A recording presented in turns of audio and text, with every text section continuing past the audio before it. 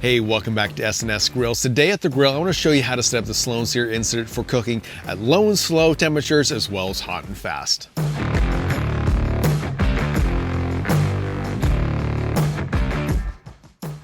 As I said, welcome back to S&S Grills. I appreciate you being here. I'm Jabin Postal, and today I want to show you how to set up the Slow & Sear insert for the two most popular cooks. This would be the low and slow setup as well as the hot and fast setup. The low and slow setup typically is designed for cooking things like ribs and pulled pork. You can also use the low and slow setup for doing a reverse sear, starting off cool, mixing the coals together, and then cooking hot for that final sear on things like a steak or even chicken thighs where you want to crisp up that skin a little bit.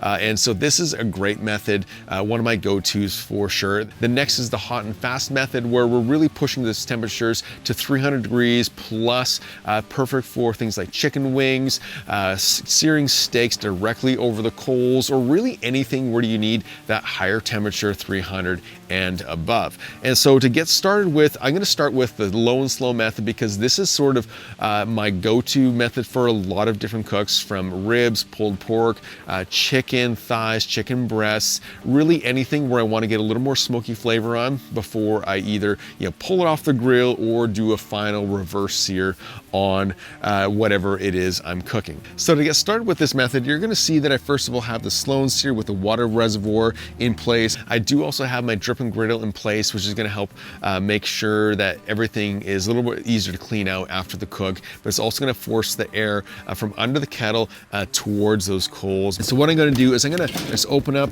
the Easy Spin grate door. I'm going to place about 15 briquettes into the corner of the Slow & Sear, and then I'm going to take a wax cube or a tumbleweed or even a flamethrower of sorts, and I'm going to get those coals fully lit. So today I'm going to be using the wax cube because this is a very common method of lighting the Slow & Sear. I'm going to place that directly into the corner.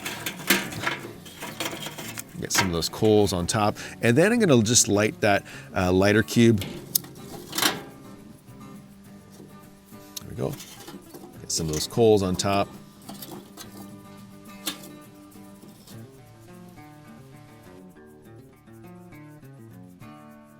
For this low and slow cook, I want to make sure these coals get nice and hot before I add in any other coals. It's probably going to take about 10, maybe 15 minutes for that to happen. But what you'll notice is that these coals will be ashed over, they'll be white, and this is exactly what we need before we add in the coals to the next step.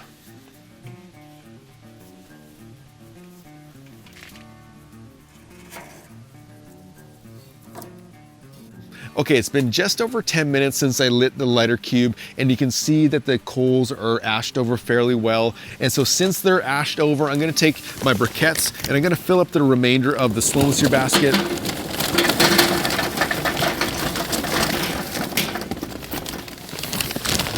There we go.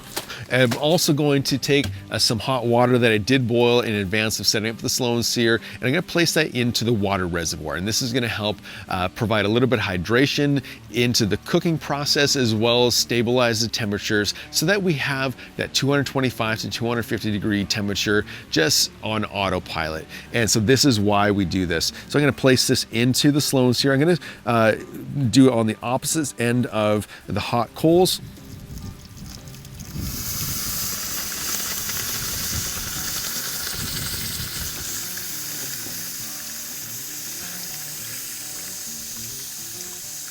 And so with everything all prepared, the only thing left to do is to add in your smoking wood chunks, and this is going to provide some extra flavor. Today I'm using some cherry wood because this is one of my preferred flavor profiles when it comes to cooking ribs and pulled pork, because I just love it, and it's also regional to my area. So I'm going to place that one directly over the coals and one a little bit further over, and then I'm going to close up the door of the Easy Spin grate, and then I'm going to close up the lid. I'm also going to open the top vent about a third of the way open, close the bottom vent completely, and then open the smoke hole anywhere between half of the way open and fully open until I get my temperature stabilized in around 225 and 250 degrees. The low and slow setup can also be used whenever you're doing a reverse sear. Simply start off with your low and slow setup, and then when your steak is up to say 110 degrees, mix together all your coals and then start your final reverse sear once those coals are roaring hot. All right, so the second method of cooking with the Sloan Sear is to do the hot and fast method. We're gonna start off with using the chimney starter, and then I'm gonna fill it up with some unlit briquettes.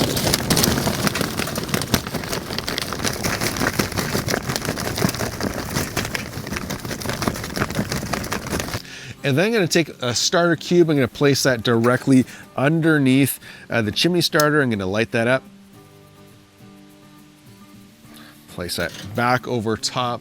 All right, so with that lighter cube lit, I'm gonna let the briquettes that are in the chimney starter come up to temperature. They're gonna get roaring hot, and I wanna make sure that they're at least 3/4 of the way full before I dump them into the Sloan Sear basket. Also, I do, on this cook here, have the water reservoir in place. There's no water in it because I do want to limit the water usage whenever I'm cooking above 300 degrees. Usually in this scenario, I don't put any water in at all because I want to have the temperatures climb up to 300, 325, even up to that 400 degree mark for things like wings, because the hotter the temperature, the crispier the wing, the hotter the temperature, the better the sear on your steaks. And so that is why I'm leaving the water reservoir empty. You could also remove the water reservoir for these types of cooks to allow for more coals, again, which means you're gonna get a hotter sear when it comes time to doing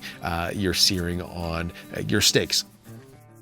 All right, it's been about 15 minutes since I first started the chimney starter, and my coals are about 3/4 of the way lit. And so what I'm gonna do now is I'm gonna grab my glove just so I don't get burnt. I'm gonna grab the chimney starter and then open up the door of the Easy Spin grate. And then I'm going to just dump these coals directly into the Sloan Sear basket.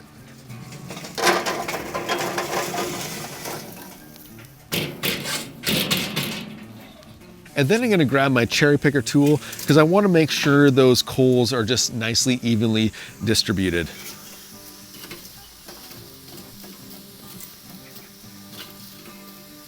There we go, I'm gonna close up the grill grate and then close up the lid.